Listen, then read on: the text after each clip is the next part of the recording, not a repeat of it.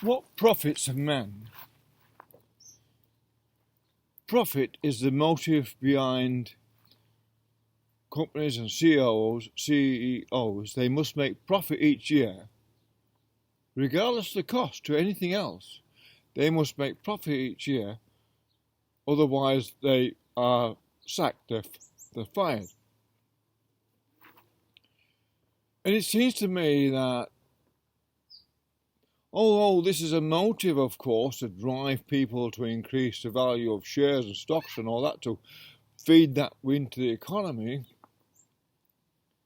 it comes a time when the loss created to the whole of the system is greater than the profit. And that's at the times we've arrived at those times, especially in the state of COVID. And all the crisis that's causing means profit is much harder and harder to come by when there's a greater and greater reduction in economic activity. So at some stage, although it seems to me that everyone's expendable, the CEOs, no matter how skillful and intelligent and worthwhile they are, no matter how educated they are, at some stage they become expendable if they do not provide the profit that's required by the company under the company laws or the commercial laws or whatever this law is that said you must make profit, otherwise you are fired. Annual profit, otherwise you are fired. But what is the loss to that? Where is the consideration among all of this, the loss to the future in the whole society for the families and the future families of those CEOs?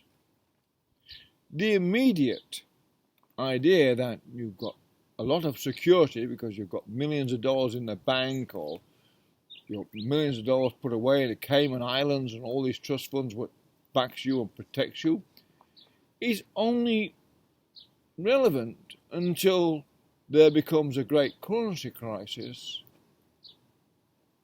which can happen at any time. This happened in the 1930s, great crashes can happen.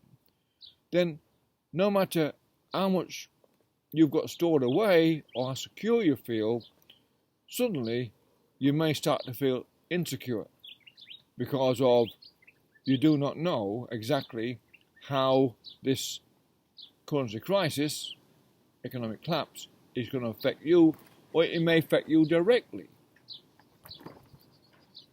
And therefore it will directly affect your children and the society around you, no matter how high your society is in the status of things and the hierarchy, that can suddenly be brought down to earth because of a financial and economic collapse.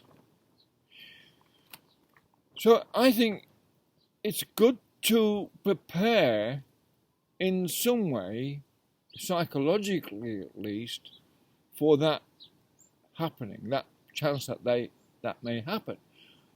An economic collapse can be caused not just by this COVID thing, but by a solar flare, for instance, can easily destroy satellites and communication. That alone would cause a great deal of suffering and cause an economic collapse, regardless of COVID.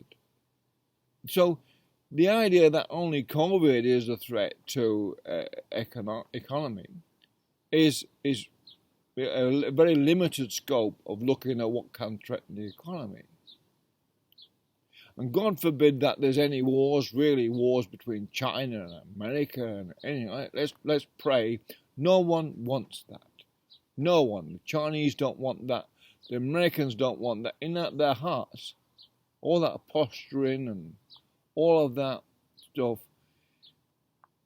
no one can really imagine that America or China wants to see their towns and cities obliterated by within a nuclear war or anyone else. No one really wants that. There's no limit to a nuclear war. It's unlimited with its darts. And that, one would hope, is a great rationalism amongst all the people who may be involved. No matter how good your military is, it doesn't take many nuclear bombs to get through to cause massive chaos in your own country. So there's no victors in that sort of war. So when you consider this, it's obvious there's a time for people to reflect on what is profit and what is loss. Is the profit you're making causing a greater loss? Or can we ask another question about CEOs? What if their profit was considered if they planted trees, for instance, somewhere? If that was created as a profit, if you plant a bunch of trees, that then, or you create water in the desert through desalination of the sea, and you put water into an area, and therefore you benefit the planet directly by taking CO2 out of the air, for instance, by planting reforestation. If you did that as a CEO, and that gave you a credit, a planetary credit, or an environmental credit, surely that's equal or better than the profit, just a pure financial profit. Because if there is this big push to save the planet, if that makes sense, but certainly to limit the damage humans are doing to the planet, which is the greatest, I cannot think of any greater need than that. That's a great need.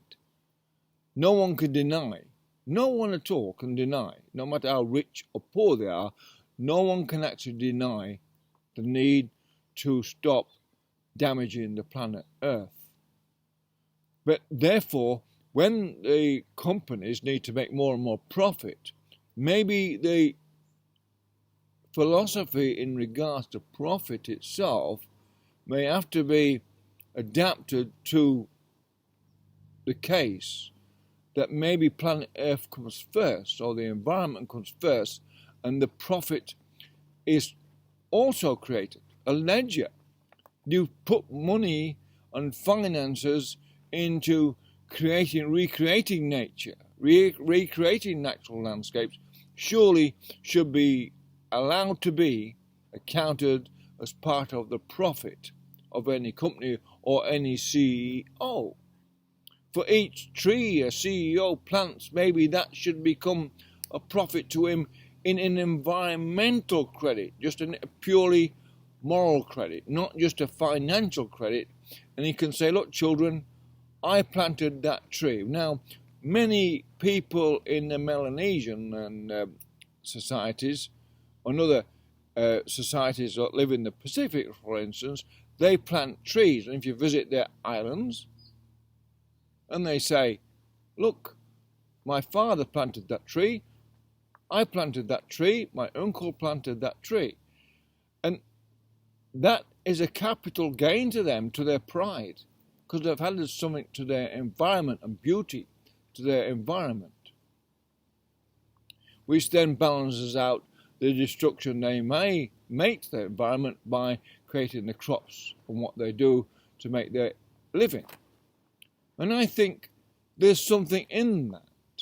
If the CEOs want to say, I've made some profit, and it's only about making money, and it makes money for stockholders, maybe then the stockholders need to be engaged in a way that says, hey,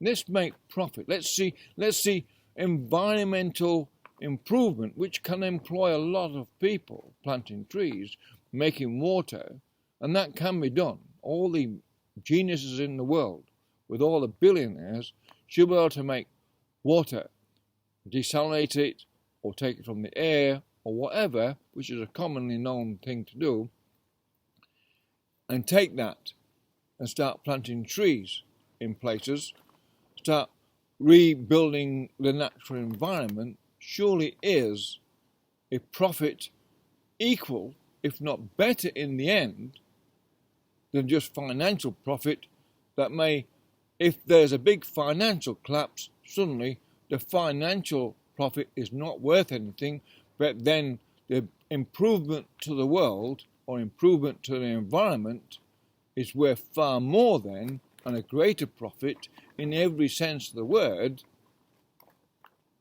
than the financial profit. So it all depends on your view of what a profit is and what a loss is. And that is down to the individual to decide for themselves, or to discuss amongst themselves, to then maybe develop another philosophy about what is profit and what is loss.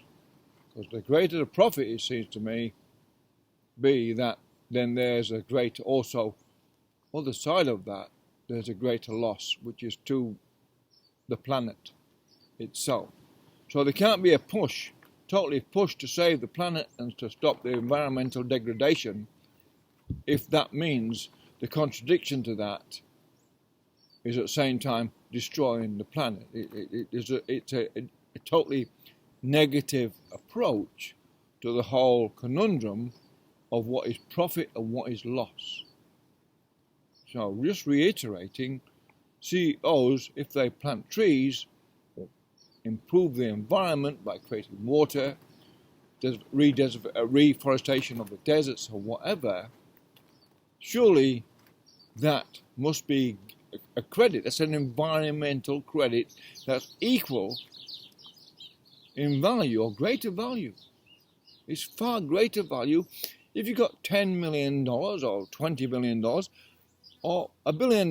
Your lifestyle is still limited by your happiness. No matter how wealthy you are, no matter how rich you are, something can come along and cause you great unhappiness. Same as it does to the poor, and in that way we all are about the same.